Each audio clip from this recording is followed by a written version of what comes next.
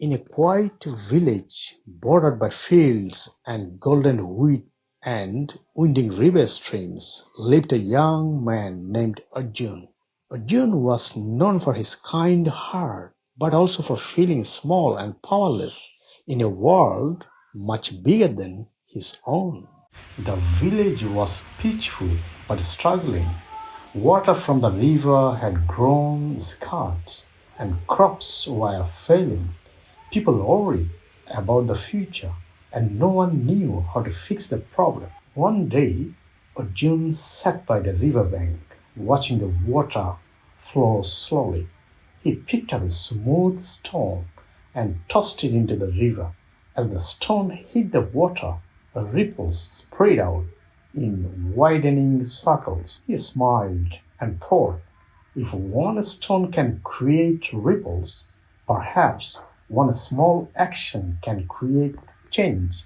Inspired, Arjun decided to start cleaning the riverbanks. Every morning, he would walk along the river, picking up the trash and clearing weeds. It was a small start, but it felt important. At first, others laughed. Why waste time on such a small thing? They said. But Arjun kept going, hopeful. Gradually, others began to notice.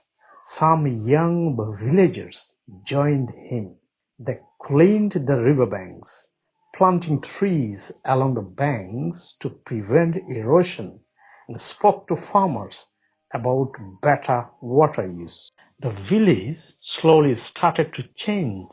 Water returned clearer and more plentiful. Crops grew greener. The village felt alive again. One evening, as the sun set, the village elder approached Arjun. You started with a small stone, but your ripples have reached us all, he said kindly. Arjun nodded. I just took a small step, but sometimes a single step is all it takes. The villagers realized that change doesn't always come from grand gestures.